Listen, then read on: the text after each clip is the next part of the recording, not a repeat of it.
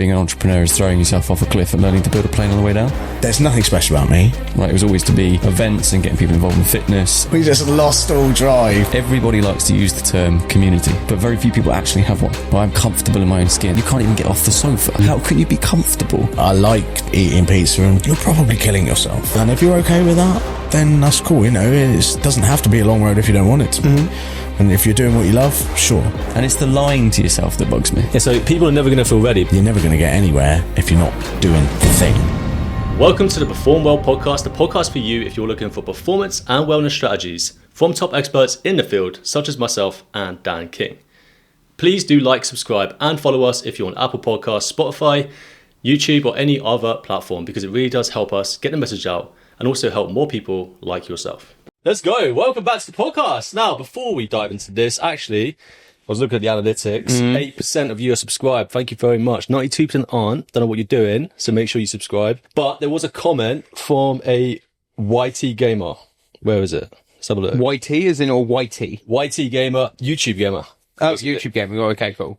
Thank you so much. Interesting talk. Makes a real difference when the hosts and guests know what they're talking about. Keep it up, please. Hopefully today we're going to do the same thing. James, Adam, welcome to the podcast. How are we doing? Are we expected to know what we're talking about? I was going to say, yeah. Is that the prerequisite? This is the wrong podcast for that. Yeah, good, mate. Good. Thanks for having us on. It's nice to be on this side of the camera again, not doing our own podcast and stuff. But yeah, we've watched you guys for a little bit, and thanks for the invite. That's right. It's our pleasure, honestly. It's great having you guys on because I feel like you got a lot of stories between both of you as well. And we've kind of had a little bit of a look at like both your profiles and what you get up to. I feel like we can really have a proper yap today about some things as well. We got some stories. Yeah, hell yeah. Do you know what it was? It was Gemma. Gemma. You've met. Yeah. Obviously, Gemma's been in one of your videos. I'm not sure what she was doing precisely, but Well, the recent one. The recent one is because she had her back surgery, didn't she? So we just dropped round to say hi to her. But she gave us our first break on getting on the radio. So we kind of got like a regular slot now to go in and talk fitness and stuff. And she's worked with the brand, and which is really cool. So that's cool. So what's this radio station? Voice FM. Yeah. What you do it weekly, do you? No, we don't. She does. But like we're just like, oh, Jen, we want to come on and talk about something. So we promoted our festival on there, and she came on stage with us at Heart and Stroll last year and warmed up the whole crowd. So it's kind of part of our team. Wait, why did Gemma let us go on again? Well, should do, shouldn't you? We employ her. Gemma? Sort out. You know, Sorry, mate. Like a hole there. you've dropped her in it. That bit. Now. That bit. I know, but one thing I think we just want to start off with, because I know there's some real cool shit to talk about today. Yeah. GBHQ, what is it? Because I see this tour thing, right? And I'm thinking, what is the tour? What is the tour? So I think we'll probably start with where GBHQ is or was. It's probably the best thing. So it started as another brand, started off as a clothing brand, and then grew into something completely different. And what it is now was always the plan, right? It was always to be events and getting people involved in fitness and sort of breaking those barriers down to fitness, but not in the way that it's okay to sit on your sofa and eat Domino's. It's like get out, get fit, but don't put so much pressure on yourself. And that was kind of the general concept. So we started off with clothing, did really well, won a couple of awards, did some events, started going into events. That was even better. And it kind of just carried on from there, didn't it? It's that I use the analogy of the boulder. I got the boulder at the top of the hill and pushed it. Now it's going down the other side and I'm trying to catch it up, which is great. It's a great position to be in, but it's just mental. A lot of running. Yeah, it's a lot of running. Which is not my forte. And then we decided to do the tour, which was literally an idea of like, why don't we take what we've done with the fitness festival, lifting clubs, which have all been like a pretty good success, and take it on the road and give it to the schools for free and get sponsorship out of that. And then we're like, right, got the X5, rigged it up, put stickers on it, sponsorship, and we're now doing that. And that was like, well, excluding the 3 weeks that it blew up, probably about a 2 week turnaround. So yeah, it's Blew up. Yeah. With the X5? Yeah. Well, oh dear. it's a sensitive topic. I thought you meant blew up, like, as in like everything just like no, your well, views went through the roof. It didn't explode. Yeah. That's what I realised. I was like, it sounded like it exploded, to be fair, didn't it? It was, We just lost all drive. there's a story here though, because we ended up crashing a funeral, didn't we? We did. Yeah. Crazy. So, Yeah. what road was it we We were have to on? talk about. I think so. I think we We were on the avenue by the golf course. Yeah, and we lose all drive. yeah. The diff blew up, basically. The diff completely mangled it itself and made a horrible noise. Literally, we'd got what we needed to do done at the university.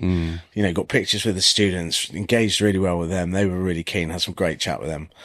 Drove off. We're heading Heading to the studio. Yeah. And, the diff gives up. No drive.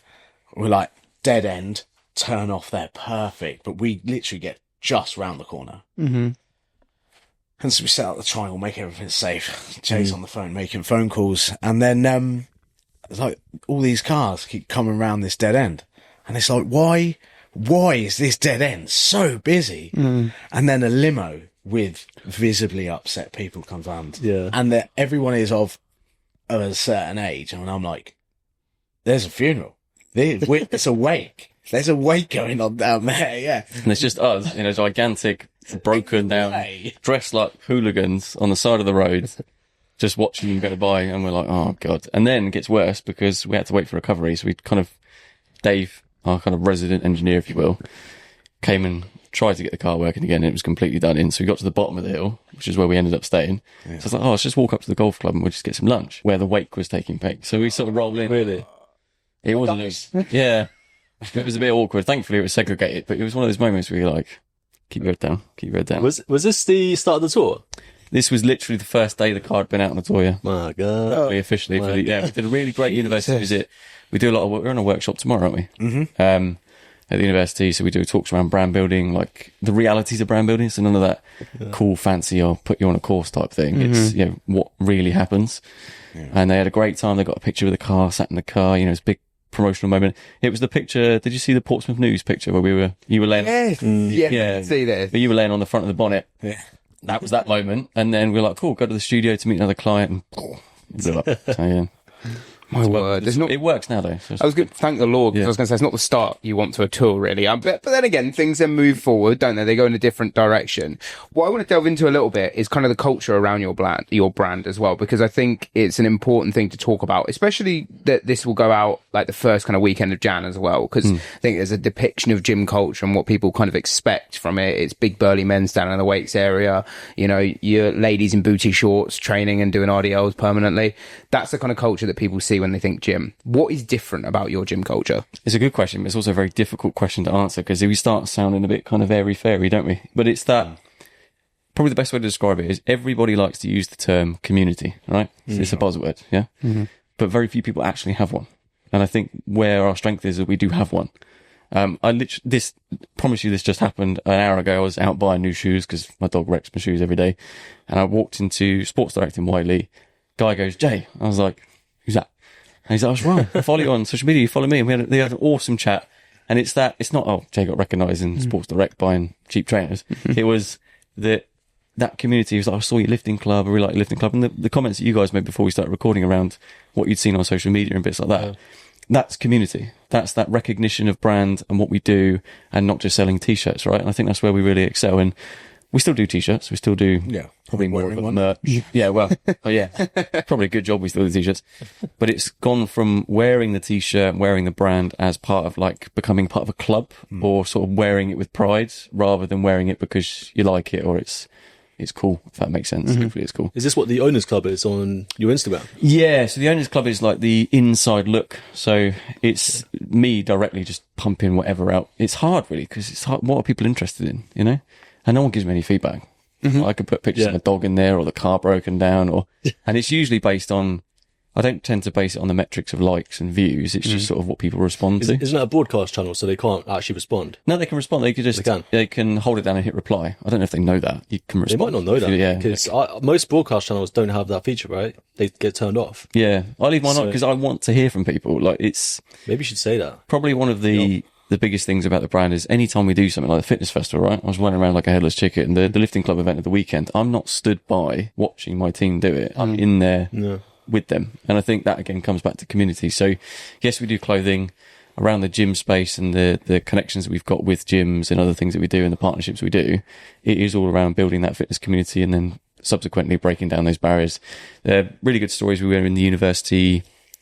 Was it this year or last year? It's all blurred into one, if I'm honest. The older lad, he was like, I don't really understand your brand. I said, come to a lifting club. Yeah. And he turned up to the lifting club, didn't think he'd be there. It was a Christmas special and I dressed up as a Grinch. Yeah. That confused me. Yeah, so I didn't, side note, didn't tell my team, dressed up as a Grinch, wrecked the whole lifting club. They didn't realise it was me. It was great.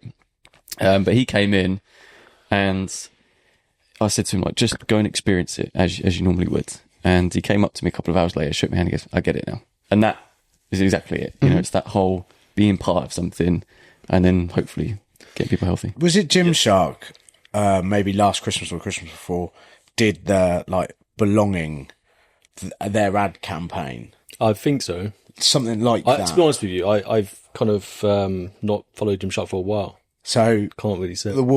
They said belonging. Yeah. We're trying to actually get people involved. Yeah. And it goes on a little bit further than just like breaking down the barriers. And certainly with the tour, we're trying to go to schools. We're trying to get families up and moving. Mm-hmm. You know, with a Hedge End gym event that we had weekend Loads just of gone. kids got involved. Yeah. There were parents, kids lifting. And because we're both fathers as well, there is, I don't want to get in trouble, but there is a generation of unfit, fat kids. Yeah. You know, and I was a fat man, you know, and it's not a cool place to be, like, just in general. But I posted a reel about 3 months ago of the 1920s. They were doing calisthenics outside. All of the guys at school were doing it. I don't know where the females were. I'm sure that was a different problem. But that'd be not an issue for this podcast. Yeah, I think if we bring that back, obviously females included in this, that'd be fucking awesome.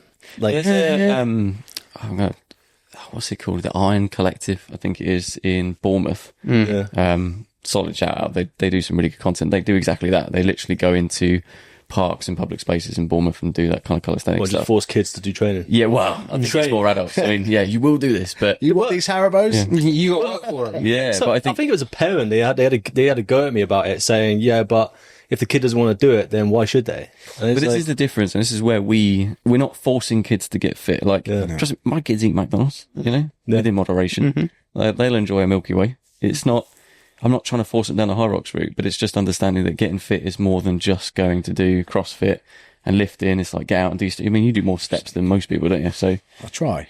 And I think it's that understanding of what fitness really is, rather than viewing it like you see it on social media. Social media is a great place for a lot of things, but it's also a really bad place. I think I've seen a few briefings regarding what you do in these sessions. Is you do like the heavy lifting, deadlift, etc. Yeah, it's the most do a popular run one. club.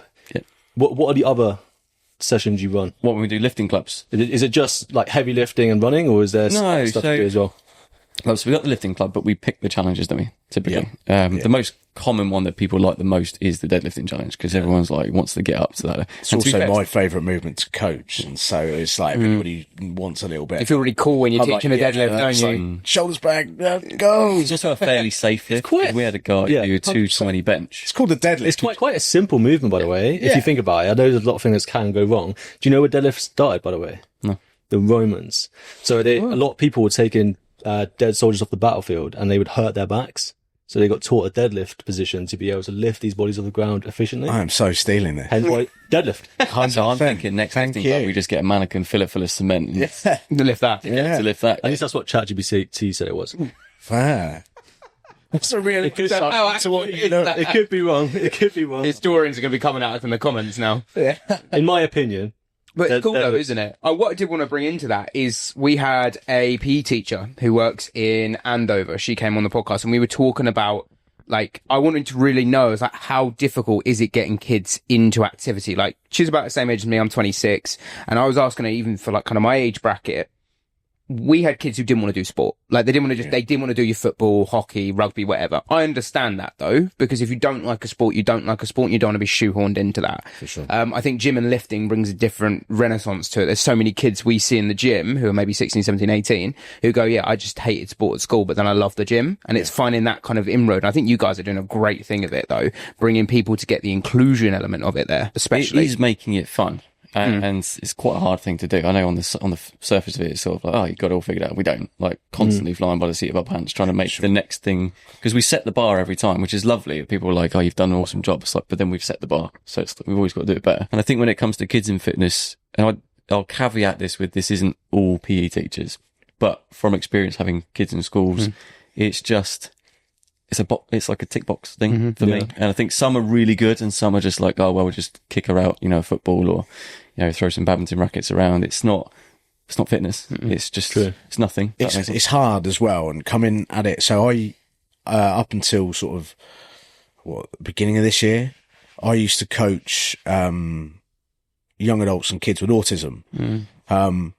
they had a PE department, which was great. But like Jay says, it is a bit of a tick box. They've got curriculum. I was there to bring fitness to the front of people's minds that sometimes it's not at the front of average Joe people's minds, let alone people with sort of neurodiverse, struggles, and getting them engaged, because I had the freedom to be like, right, I'm setting up a load of plyometric boxes at different heights and we're jumping over them, jumping on them, jumping off them. I had that freedom. And it is, I think sometimes that structure, because if you look at lifting, one of the reasons certainly that I think a lot of people find that they really enjoy lifting is there's a real base, like primal me strong lift thing that comes with it. And that doesn't matter if you're a man or a woman, it's like, yeah, I lifted the heavy thing. Go me, 100%. And I think in this, and I hate to sound like a real old man, but I'm gonna, in this day and age, with all those electrical devices, which people are hopefully watching us on, so don't stop. There isn't, we've lost that element of play a little bit. Sure. And if we can bring that element of play back, and make it more accessible, and, because everyone can have a gym membership. Lots of gyms will do family things. You might have to go to a health club rather than a gym, but, there is access there, but people just won't take it. So we're sort of taking it to them a bit, I suppose. Yeah, we're not forcing it on him, but I think the part of the tour is we do a free app, don't we? So we have a training app like any coach uses, and we're populating that with things we can leave behind. So it's not like you get a full-on PT session, but it's just tips and tricks that families can use to get fit, if that makes sense. So it's that whole, all right, we turned up and put on a cool event, but we're leaving something behind that's a bit of a legacy in some respects to go, keep going, That's really cool. So it's like you're more of an impact-driven company in the way you do things, right? Obviously, Joe Wicks with a 4x4. Yeah. A bit perfect. Not perfectly done. Yeah. bit more down to earth than Joe Wicks, but Yeah. you're right. I don't know how old you guys are. I'm not going to guess because I'll probably get punched in the face. But Old. I feel like I'm, and I think Dan included in this as well. We're probably the only generation, or last generation, to grow up without devices taking over our life. And then as we've grown older, obviously devices start to become more accessible. For example, PlayStation 1, when you're in your teens. Back in the day. Yeah. Good time. Do you know what I mean? But at that point, you already played outside a lot. You always had to knock on your mate's door to Drop the bikes off. Yeah. Yeah. But now, kids get tablets at the age of 5 because their parents want to try and get them to shut up and just do something. Yeah. Oops. Yeah. It is hard, but at the same time, don't let your blooming iPad parent your kids. I think that does happen. There's a limit though, isn't there? I agree. There are some people out there that just do that because they're busy, and I'm not saying it's an excuse, but everyone deals with it different ways, right?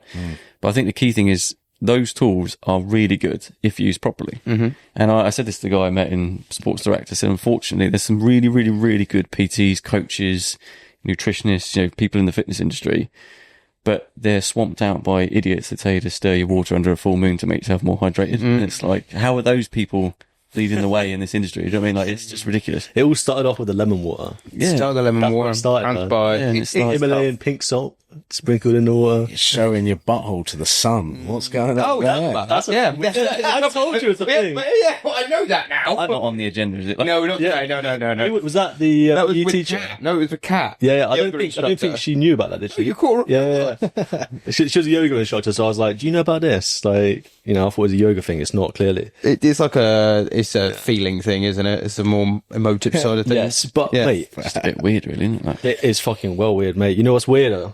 Doing the jog. Do you know what I mean? The reason it's Got PTSD and flat. before this, right? We look at GBHQ. We thought bring you guys on for that purpose and talk about this stuff. And then I get told you're doing the jog, and we did the jog last year. Did, yeah. Yeah, and mate, trauma.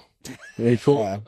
There's a lot of trauma. Try running a brand where your head coach just constantly does crazy shit. And he always rings me up. I'm going to have to play the voice note on this pod. I'm going to have to find it in a minute. And he's like, I have an idea. And I'm like, And you're like, fuck. Well, his Instagram says, was it endurance, and then underneath says bodybuilder. Yeah. It's like, wait, what? Endurance athlete / bodybuilder. You could just literally put it onto one line, hybrid athlete, mate. No. I'm not doing that. there's a topic Should be there. calling me a hybrid rock star.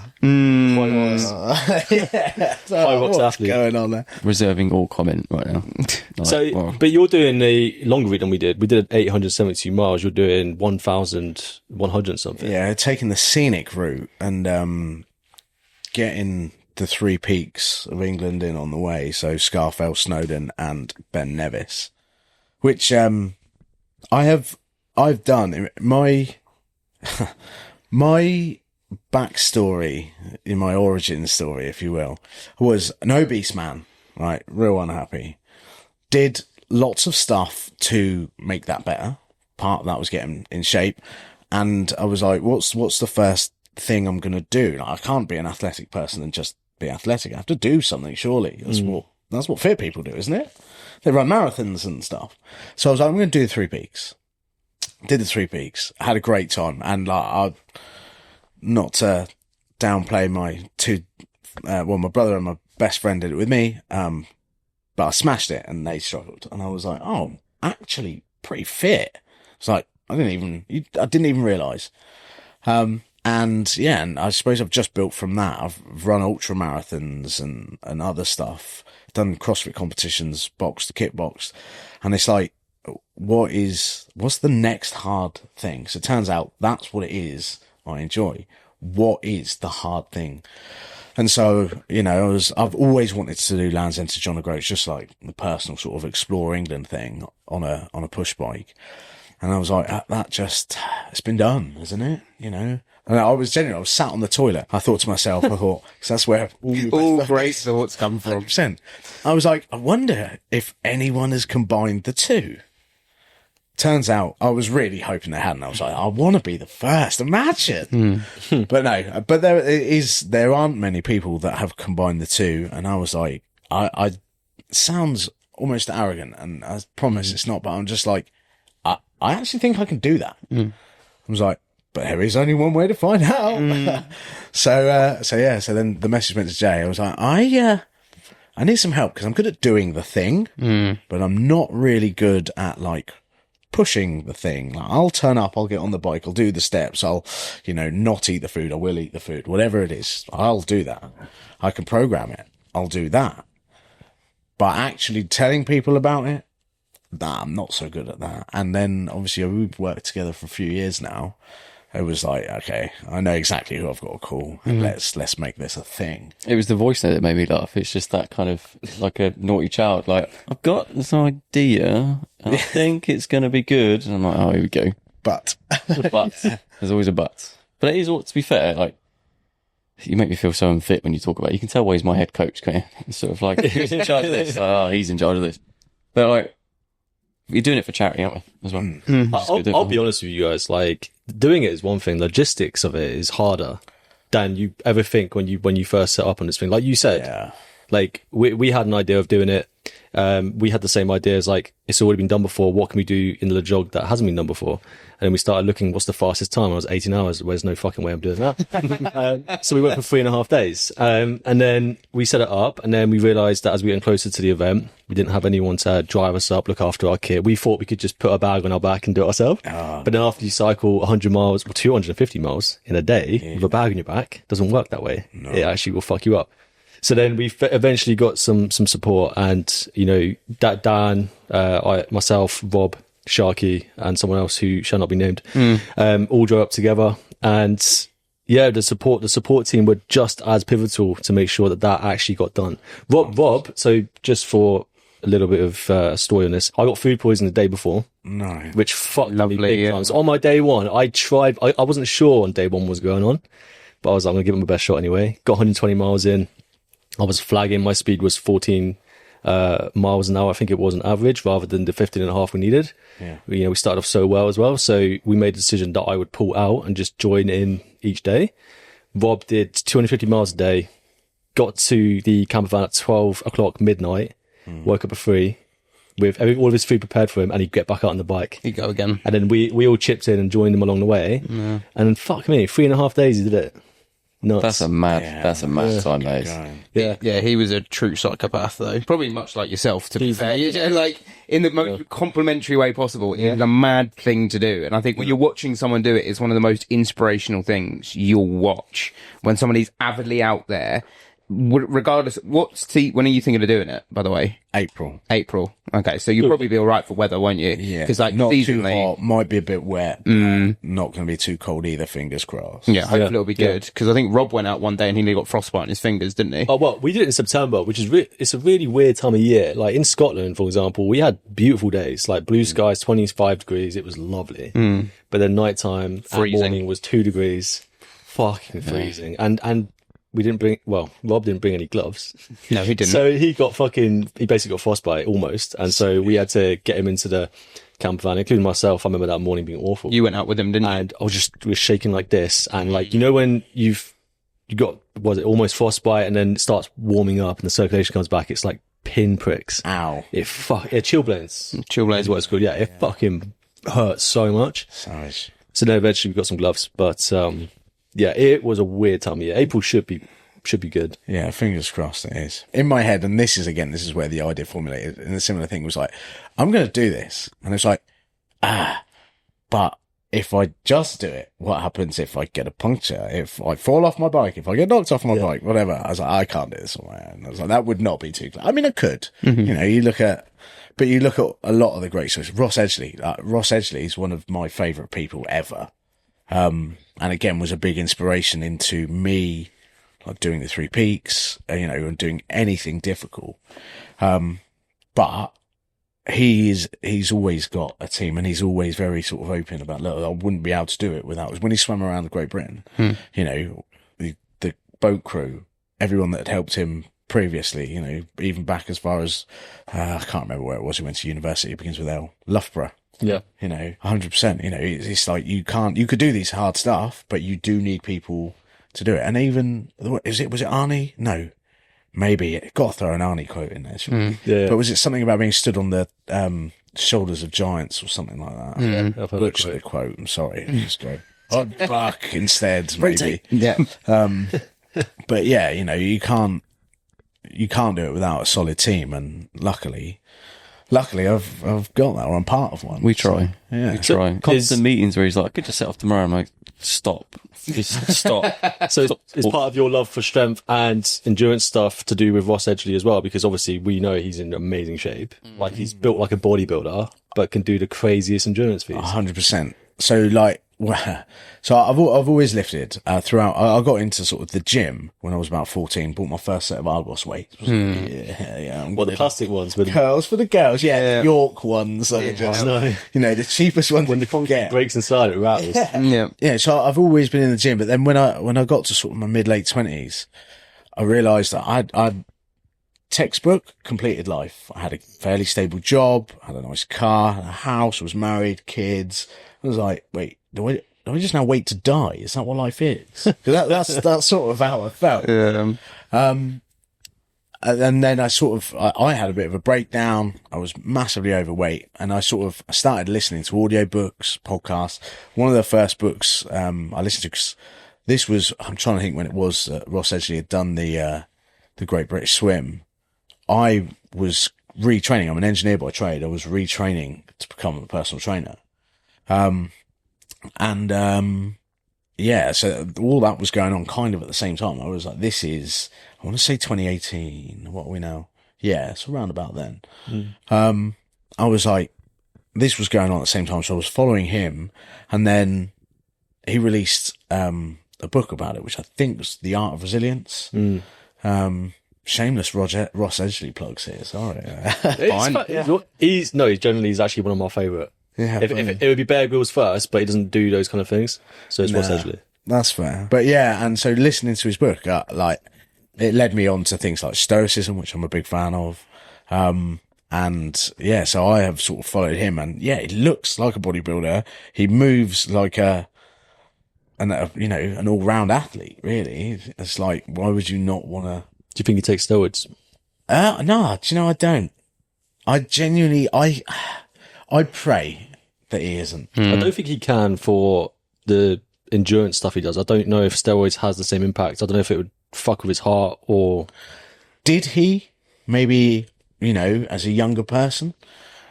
I don't know. But he may just be, and the odds are, if there aren't many people like Ross Edgley, somebody's got to, if there are how many people are in the world? 6 billion, maybe? 7, I think it's now, yeah. Is it 8 now? Wow. It's We're a horny bunch, aren't we? We just try our best. But, 1 in 8 billion, it's got to be someone. So why can't it be him? Well, there's quite a few people in this performance space, the hybrid kind of space, like Nick Bear. I'm sure you've heard of Nick Bear. You got Fergus Crawley. Double Ironman. Oh, yeah. Yeah. Disgusting. That is. And then we on the podcast, we had Mitch Hutch. He's the guy who swam the English Channel, cycled to India, and then ran climbed to Everest and climbed Everest. Yeah. Mad. Fair play. He's done the world. Find a time for this. Yeah. Find out. Like, He was an ex-Royal Marine guy. He's a funny It guy. was the world's longest triathlon from sea to peak. Yeah. That's insane. That's 2 world records. Yeah. 2 world it's the records. longest, and it's the longest from sea to summit. Sea to summit, yeah. Yeah. Mad, isn't it? Yeah. But I think with these things come, a lot of self-discipline, firstly. But secondly, you're saying, like, there's an arrogance to it. I argue it's not arrogance. It's this level of kind of out-of-body confidence that you need to do it. And it's just the people don't believe you're going to do it unless you have the proof in the pudding of doing things before. People know you've done the 3 peaks. They'll be like, nah, this is normal for him. He can go do this now. Like, Rob just does something weird, but he's fucked his body now, so he can't do it Yeah, again. well, it's weird what's happened to him at the moment. But I like what you're saying, because I don't know if you saw the blog post I put out about people saying they need to like lose some weight before they sign up to Yes, coaches. yes, I can see Right? that. And so people are never going to feel ready, but it's always when you commit to doing something that you suddenly, everything just works, and you suddenly start seeing the things you got to do to get there. do you know what, the best quote, I don't know who it was, but the best quote I saw, and it's an entrepreneurialism quote, but it applies to kind of most things. It's like being an entrepreneur is throwing yourself off a cliff and learning to build a plane on the way down. That is literally the definition of kind of anything you do, isn't it? Is you're never going to be ready to do it. Just get on and do it. Do it. There are equally bad times to do it, Sure. Don't go and run an ultra marathon if you're smashing 10 dominoes a day, but just sometimes you just got to get on with it. And I think the disconnect that you were talking about between people going, oh, I did the 3 peaks. There's a huge disconnect between the reality of that. And I think the support that we're doing over the period of time is doing a whole documentary piece on your journey of the realities of doing it. Because people go, oh, cool, you cycle from one end of the country to the other and climb 3 mountains. And it's impressive, but then it disappears. Yeah. It's like, do you understand The level. that is? Yeah. That's serious exercise, Yeah, kudos to you. which is why I'm in the car. Yeah. It's also a little bit of sort of going back to that sort of just commit to whatever it is I often say I struggle a lot of the time when people go, if you do something, they're like, oh wow, well done. I'm like, thanks, I'm grateful, but I'm just a dude, literally. That is it. And I often say, there's nothing special about me. If I can do it, anyone can do it. And then you get, oh, no. I get it here on the gym floor as well as a personal trainer. When you say, do you want a session? Oh, I'm not fit enough yet. What? Most redundant I'm comment not ever. sure that's how it works. Not ready yet. But Bullshit. it is. If you have an idea, just start. And things will fall into place. I think a lot of the time it's people don't have the confidence to commit. They're worried they might fail. So what? And again, I think to tie the brand back in a little bit, that is something that we want to demonstrate. Yes, it is hard. Logistically, it is hard. Yes, I get up, I've got to put X amount of time in on the bike. I've got to make sure that I'm on the stairs X amount of time. My weight training is slowly backing off as my cardio training goes up. All of that sort of stuff. It's tough. But actually, if you want it, you'll make it work. You just got to believe you will, And if you need an accountability partner or someone to follow you up country, then ask. We're out for hire. I mean, you never know, man. I mean, thing is, you wouldn't just, like, let's say you went back to that time before you did the 3 picks. You saw Ross Edgley on CB. You thought, this guy's cool. If you went straight into the Le Jog, then it's very likely that it would have been too big of an idea for you, potentially. Yeah. And so that 3 peaks gave you the confidence. So people don't have to start at the highest point of the challenges list. They just have to start with something that pushes them. Once they do it, you get this confidence to think, I can do more. Yeah. This is where social media screws it up, though. From business to fitness to anything, is there's this kind of like overnight success, and I mean that from a fitness perspective. Like, well, I can do that. It's like, yeah, you can, but a lot of these people have been doing it for a decade. You know, a lot of these people have been training for it, or you know, trying different things first to kind of get to that point. And I think much for what social media can do for you, it can also give you a false sense of reality in some respects. Yeah. And I think that's tough especially when it comes to your challenge. It comes back to that disconnect between like, oh, cool, you just riding up the country. 100%. Well, yeah, it's hard because like it's the same with like when you see so many people in amazing shape, like people think that's the norm. It's not the fucking norm. No. But on Instagram, you're competing against people that do like Ross Edgley doing ridiculous challenges, and then you're doing something that is extreme, but nowhere near as extreme as that. And so people assume that yours is nowhere near that level of difficulty. And I can't swim either, so for me, I would drown. Oh, we bought GBHQ armbands, you're all good. Yeah. And I do already have GBHQ budgie smuggling. Who's that on Now your there's head? the story. Can you print my budgies?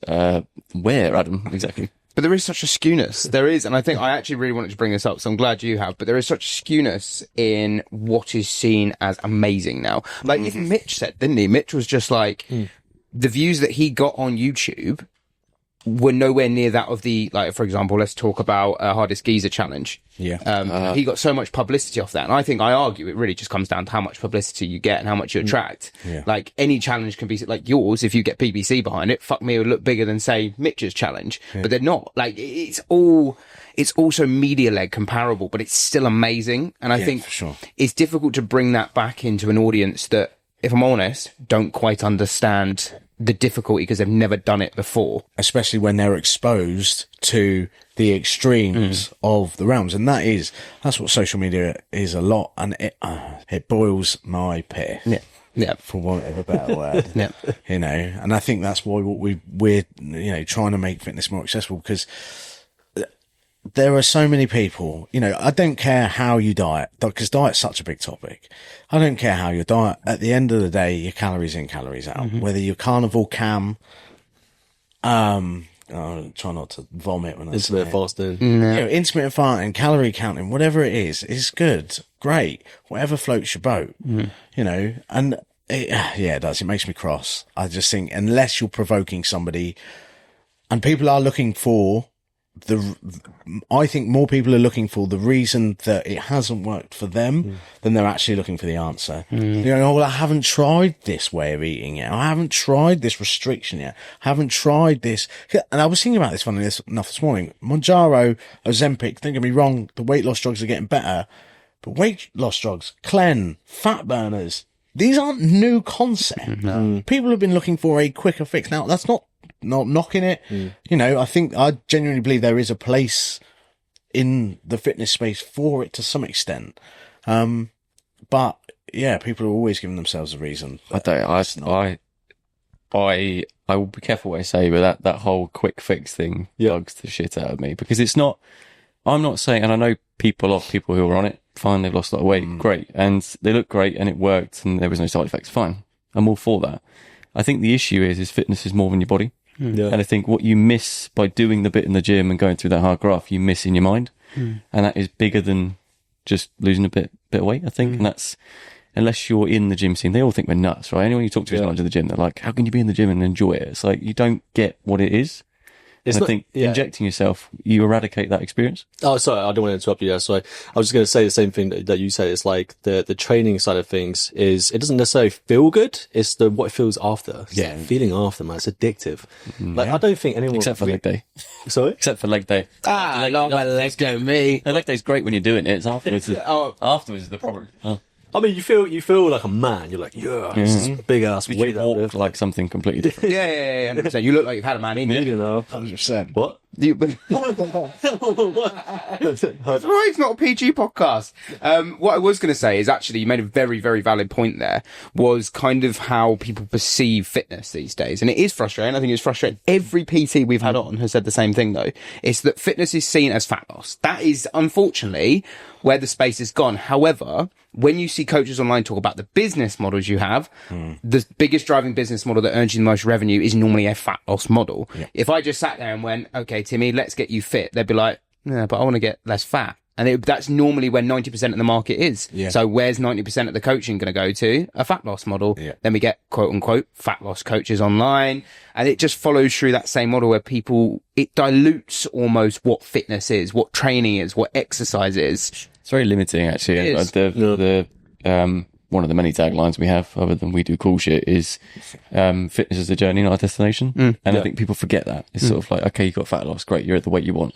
Now what? Like, what do you think it ends there? Like, you've upkeep. Even if you don't want to get six pack and go and do high rocks, it's that upkeep of it. It's that the mental side of it as well. And I think there's arguably some coaches are good at it. I do think there are a lot of coaches that live by the Instagram, going to be training Tom Cruise next week type thing. And they're just adding to the problem. It's a very toxic industry for something that's meant to be health and fitness. It's very toxic, mate. And there's nothing worse than someone that weighs themselves, the weight goes up by a kilo and they fucking cry and break down. It's a fucking weight, bro. It's just a number. 100%. You have to weigh people because it's a key component, but I never use that as the metric for progress. According to my BMI, I'm obese. So, I was like, cool. I could see that, mate. No, I'm joking. This was the Mars bar I had on the way. No.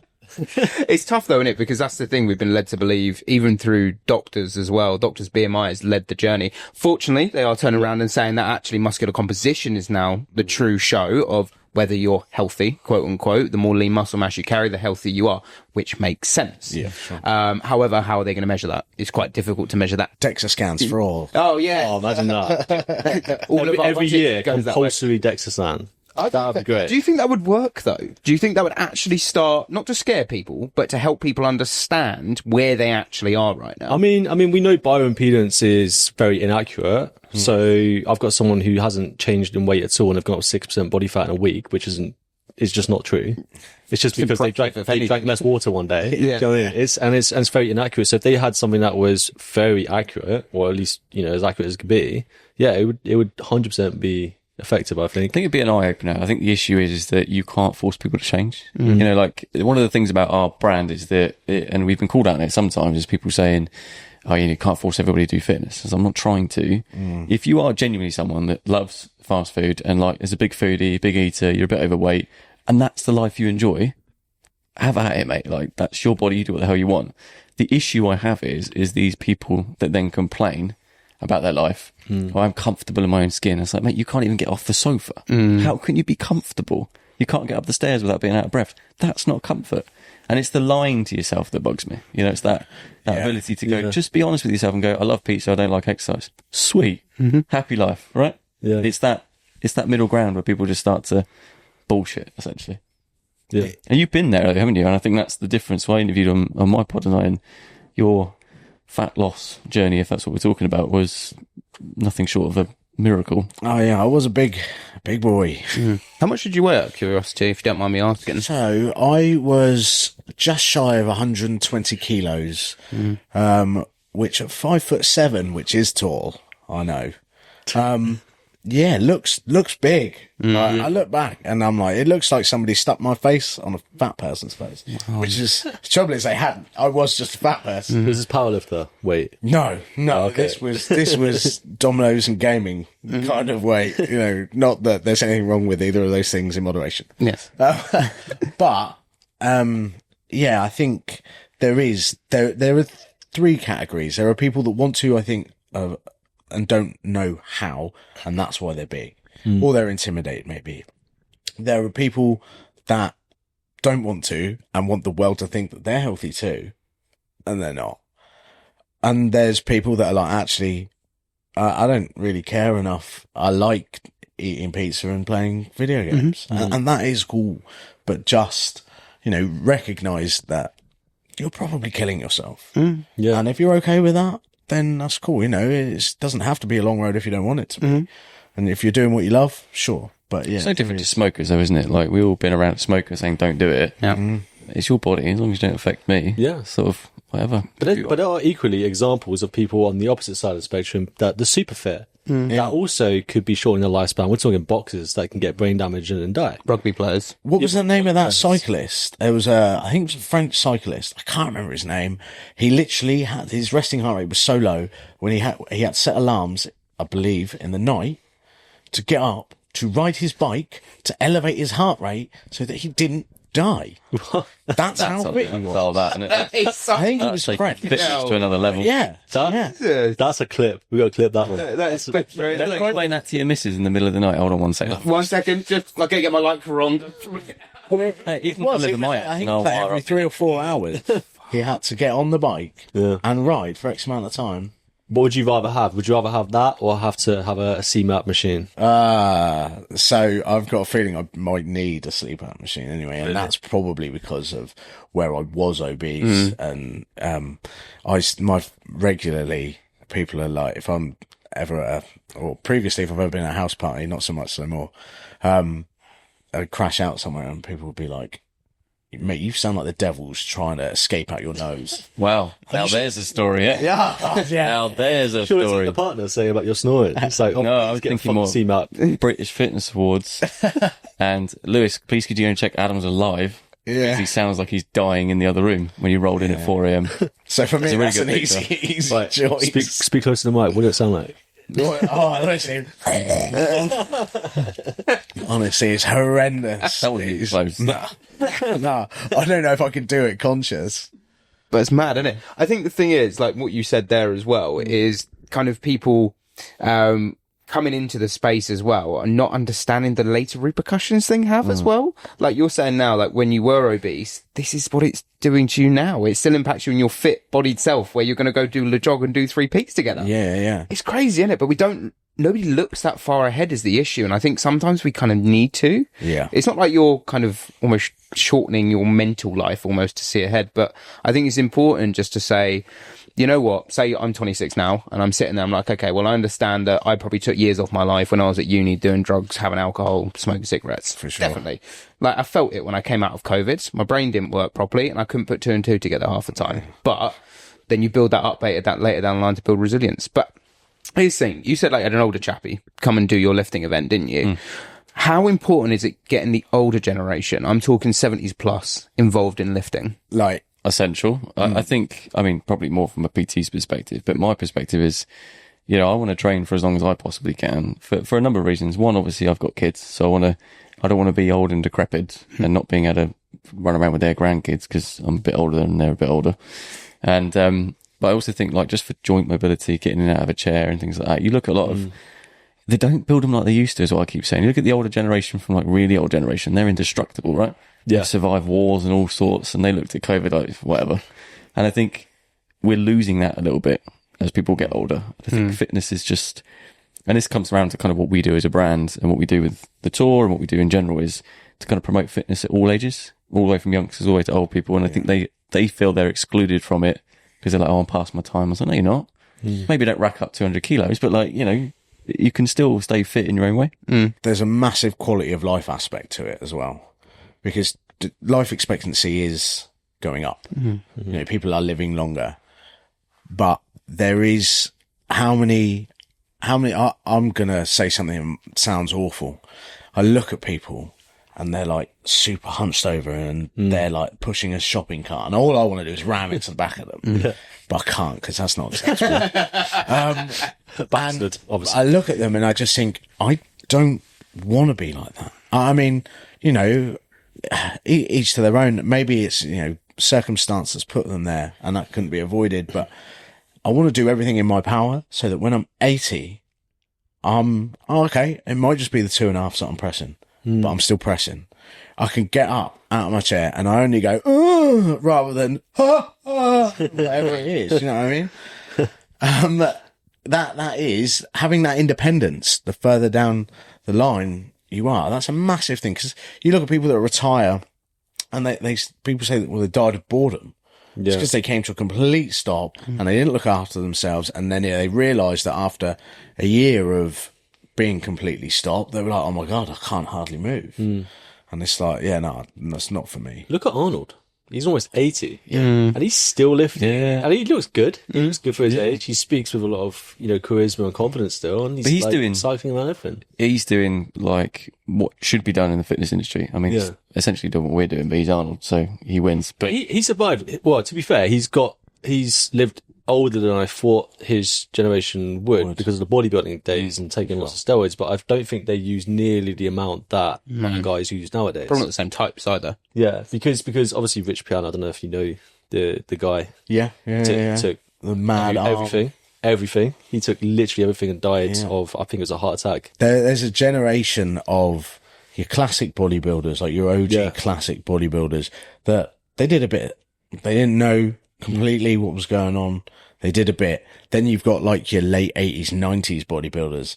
They're the ones that were like Rich Piana. Yeah. Like, boom, let's get this all in me. I'm going to get, it's guys like Jay Cutler. Like, the bloke's great, but, he's still rocking. Fair play, because, former Miss, what was this, 5-6 time Olympia? 5 time, wasn't it? Because I think he matched on, did he match Arnold's? I don't know how many. He got a few. So, but for the amount of sauce and spicy stuff that he must have had to sort of do that, fair play to him. Can't take away from the genetics. You combine the two. Big Check stuff. out Ronnie Coleman, mate. Ronnie Coleman. See how he is now. Yeah. Fuck, man. And it comes back to personal choice on the other extreme end. So you're eating your Dominoes, but also dosing yourself up. I think there comes a point where it's like, is it worth it? And this is the issue with the fitness industry being toxic. Like, it looks cool and everybody idolizes you on stage, but then, like, what is it seen out of Bad Boys where it's like, you can't wipe your own ass sort of thing? Cause you can't, like that. Does it become practical? And I think the issue around that is that it comes back to mental health, not just on the unfit side, but the super fit side. Yeah. It's like, it's all well and good being that, but is that equally as good as being overweight? And I think there's a Goldilocks zone, isn't there, between the two? I tried to make a point of this at my last prep. I had people asking me, I was eating Cocoa Pops with almond milk and protein powder thrown together post-workout with some berries. And they're like, that's not very healthy. I was like, I am trying to get to an unnaturally low percentage body fat to get on my pants on stage. Nothing I'm doing right now is healthy. Don't do what I'm doing if you want to get healthy. If you want to be a bodybuilder, then sure, work out your macros and you can sort of have a similar style diet. But this isn't health. I'm doing this because it's hard. Yeah. That's what it came down to. And there is, certainly at the moment, bodybuilding, there seems to be like a reinvigoration around, bodybuilding at the moment with the likes of like Sam Sulek and things like that. Awesome stuff. I think it's cool. I really like it. It's not health. No. I think abs are overrated, to be honest with you. And I've always had some definition of abs. Yeah. I just think it's overrated to be that cut. I mean, to be like proper, because six pack, comes out when you get below like 15-12%, but when you get below 8%, it's like fucking cuts. Yeah. Oh, it's like dick skin. Like road map. And it's like, why the fuck would you? I mean, it's just it's overrated. But I was so unhappy. Every person who goes on prep says they were unhappy. So you prep bodybuilding, was it? Yeah. Got it. Did you guys do anything as well yourselves in terms of prep for bodybuilding, or no? Just watched him sitting it out Tupperware in his Did you put the oil on him? Yeah. He wishes every time we'd do an event, he'd be sat in the corner eating out of Tupperware. Yeah. And there's actually a really good picture of when we first went to the uni, wasn't there? Yeah. And you looked like a skeleton. Rice cakes and honey, man. And he's just sitting in the corner, sort of like, I don't know what I brought you. Like, these poor students are looking at him like, is he alright? That's it. Does he need some food? I'm looking like Skeletor in the face. It's like, this guy is selling us health and fitness. He looks like death. Like, you're on stage and you're like trying to smile, and then you hear some fucking wanker in the crowd is like, smile, and then you read your number out, and it's like, you're like this, like, fuck. Damn it. Like, and then you're getting cramp in your chest, like, ah. Yeah. I mean, I loved bodybuilding, and I do love bodybuilding, and that is certainly as a sport overall, it's something that I really enjoy because of the level of structure it brings to just my whole life. But yeah, it's not healthy. I wanted to mention something because I know your tagline's built for athletes, made for everyone. Is that correct? Correct. Yes. Yeah, I love that. Can everyone be an athlete even if they're not doing these crazy challenges? Like, what is an athlete? I suppose it depends what your challenge is, doesn't it? Yeah, I suppose what your challenge is. And I think taglines are hard, right? Like people can interpret anything in any way they want. I think the tagline we've come up with is more around, it is built for athletes. So it's built for those who want to consider themselves an athlete, where they call yourself a hybrid athlete, high rocks athlete, bodybuilding athlete. But that's all relative because you've got amateur athletes now more than you ever did before, right? Pigeonholing yourself into being that's the only way you can get into fitness. And I think that's why the two work together. Yeah. I think, yes, anyone could be an athlete. I mean, you look at the athletes now, any of them that are at the top of their game, they were no different to you and I. They might have had an earlier start. Their parents put them into some sort of swim club before they turned one. They might have heads up in other areas, but I think they were just like anybody else. So yeah, anyone could be an athlete. I think the older you get and the more creaky you get, I think it tends to slip away, doesn't it? But I don't think it's limiting, unless of course you've got health issues and stuff like that. So yeah, anybody can be an athlete, but not everybody wants to be an athlete. I think there's a difference. You are the main character of your own story, Yeah, aren't you? Yeah. And so as So cliche as that people aren't sounds, though. So many people aren't the main character of their own story because they don't see it. Yeah, They should don't be. have the confidence to go and do it, are they? They don't believe in themselves. They don't. They just. Never. They just falsify their lives to say that. Oh, I can't do that because of this. I can't do that because of this. The amount of people that come to us and suggest, "Hey, I can't do that because my knee hurts." Fuck your knee. Get on with something you can do. Yeah. Like, And so I think then it's important to go, well, so what if that doesn't happen? You tried. Like if you, I think rewind a little bit and we were talking about, everyone's goals are relative, 100%. And I don't disagree with that. But if you aim up here, you land here. Yeah. You're hell not down here no more. So 100% shoot for you want a Lamborghini, go out and earn the money for a Lamborghini. So what, you come away with a, BMW 5 Series where you were driving a Corsa. Nothing wrong with a Corsa, but it's not a 5 Series. Sure as hell ain't a Lamborghini. That's the way it goes. And it's so what if it doesn't work out? Worst comes to worst, and this is how I live my life, as motto I live my life by, is that you can have some good stories to tell. You only do this ride once. Enjoy it. And if that is gaming and eating pizza, then stream it. yeah. Have fun. Get involved. If it's fitness, do it. If it's doing hard stuff, do it. That is. It does come back to what you said though. People are afraid, and I see it all the time from building a brand. It takes a lot of guts as a PT to put yourself out on the gym floor, as a brand owner to stand there and go, this is what I've created. And public scrutiny has never been like, you are literally in the eye everywhere you go. It's all well and good having an Instagram account, but you're at the mercy of everyone else. Sure. But people are too afraid of what that will look like rather than going, honestly, if you saw some of the earlier shit I put out, it's cringy. And I think, but you've got to sort of have a part of you that goes, I don't really care because I'm learning. Yeah. And that's totally fine. And that's the same for fitness, brand building, creating a podcast, whatever it is you're doing.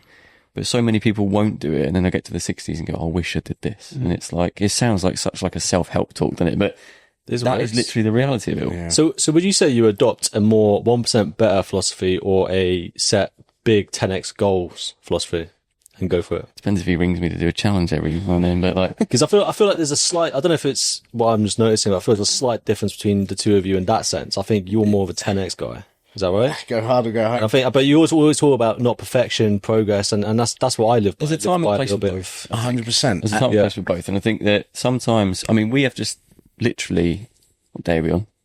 Oh, Thursday. so that recently- Thursday. So 4 working days ago, taken on a massive undertaking. Huge. Yeah. And it's one of those things you just say yes to because it doesn't come across your desk every now and then. There are parts of me that will be fine. We'll figure it out. There's also parts that I'm like, I have no idea what to do here. We're going to have to really work really hard. That's a big goal. But then there's the daily stuff that we do as a brand and the little stuff that we do, that the planning behind our events that people don't see.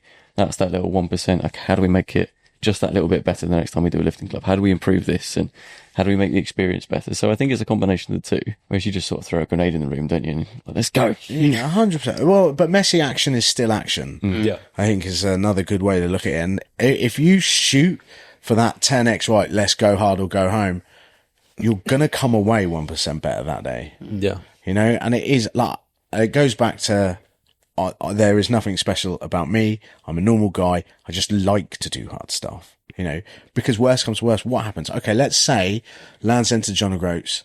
I get the last mountain done, Ben Nevis, and then for whatever reason, I can't finish. The me inside of me going to be livid, but the me in a month's time one, has the opportunity to potentially, well, just try again. But also, if I never try again, I've got however many stories from doing the 10 days that I did do. And if, again, I suppose it comes back to, well, just start, because it doesn't necessarily matter if you want a 10x or you want a 1%. You're never going to get anywhere if you're not doing the thing, you know? It is that simple. Yeah, It really is. I like, so many people sell courses online, overcomplicate it. It's just begin and you'll figure it out. And when it goes wrong, you figure out what went wrong and you do it again. And it's like, just crack on. It's yeah. I was listening to a podcast just earlier, just to round this off, but I was listening to a podcast with Ed Lawrence and James Smith on it.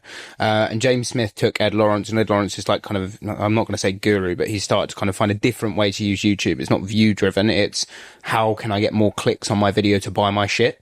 It's basically what it is. They sit down and talk, and Ed had a post. He's left one of his videos up from 12 years ago, and James went on it and he sends a load of people who go to his course. Send him to Ed and go watch Ed's video from 12 years ago, and it humanizes it. And I think that's the important thing, to humanize these things too, to make it like you guys are doing, which is fantastic. Well, I thought it was good to kind of round to this, but you guys are humanizing fitness again. And I think it's so important that we do humanize it. I think it's been dehumanized for a while. It's been aesthetic driven. It's been silly Billy Gold driven for a while, and all these people, like the large percentage of people at the bottom of the pyramid, are just getting left out. And then they're just like, I can't do that, and then there's no one there to be like, no, you can do that. You know, create a generation of people that say they can't do that, and then that's a problem, because eventually we'll all get old and decrepit and there'll be no one else to tell them they can do that. That's the problem. we'll end up like Willie. And we're extreme, like, you know, we're in the industry because we've got a freakish like want to do stupid stuff. Most people don't. No, 100%. We're just obviously a little bit mad when it comes to this. Yeah, if your Everest is couched to 5k, awesome. That doesn't take away that is your Everest. That is an amazing, you know, if that's all you want to achieve in the fitness space, then I take my hat off to you. You know, the distance maybe isn't the issue. The journey is what you should be taking care of. God, that sounds God, look at these, man. These should be a Chinese cracker, man. 100%. I'm going to see. He's up in a fortune. Have you not seen my live, laugh, love tattoo? You know, that's how. They're looking for some quotes. You guys do clothing, right? I want to start seeing these tags on the back of this shit. I know. I was starting to think, like, it's going to cost me a lot of money. This, like, running out of things to quote. Yeah. One series, and it could be like the live, laugh, love. Just list them on the back. Like. Just do it. Just no way else, Nike. Do you want me to grab wheel? I've been Yeah. This is called the 3 second rule. Now, the 3 second rule is you've got 3 seconds to give a tip. Not just any tip, but a tip based on whatever we end up on, okay? So we're going to go through 4 of us. We've all each got to give a tip. We've only got 3 seconds, so just really quick off the top of the dome, all right? Based on what? Oh, this is And if you don't get it, you get a forfeit, all right? Oh, no. Hey, what? We didn't discuss that. So we'll figure out what the forfeit is. Do you want to go, James? Yeah, go on. If I Give it a little spin. I feel like I'm going to stitch myself up here. As soon as it lands, 3 seconds. Well, I've got to read it first. Especially if it's upside down. Gain muscle quicker. 1 tip. Oh, gain muscle quicker, high calories, and don't stop training. On that same topic. Yeah. And you said don't eat and oh my God, I feel like I'm getting a forfeit. Good calories, Get not McDonald's. quick steroids. Train hard. Steroids. Time and attention, plenty of it. We've gone from like health kick to just boost up. What? Yeah, that was bad. Right, go for it. Bad advice. Okay.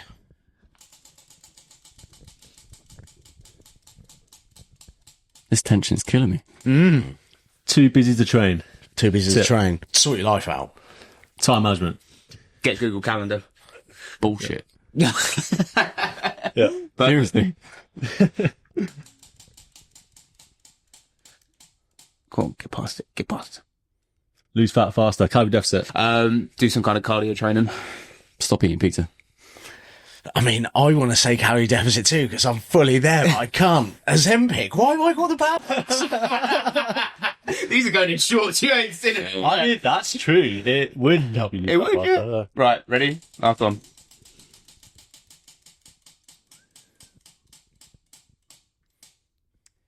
Get fitter. Walk. Oh God, join a gym. Cycle. Watch Ross Edgley. Sure. Right. Sure. I think that's all good. Yeah. Happy with that? Yep. Cool. Well, guys, that's awesome. what we'll say as well, you've got the camera down the middle, so plug away. Where can people find more about yourself and your services and your events? Go on, you go first, because all I ever talk about is GBHQ. So Fair. So I'm pretty much all on Instagram at Adam Blackwell PT. So yeah, so you can catch up with me there for sure. GBHQ_UK, just because Instagram's really annoying. Give us a follow, come to our events. Like, we're super chill, I like to think. Always approachable and like to have a lot of fun with it. So Perfect. Brilliant. Well, thank you so much for coming on, guys. We really appreciate it. And thank you everyone who's watched, liked, subscribed. And as Nick said, if you haven't subscribed already, please just tap it. You've made it to the end of the video. What's the point not?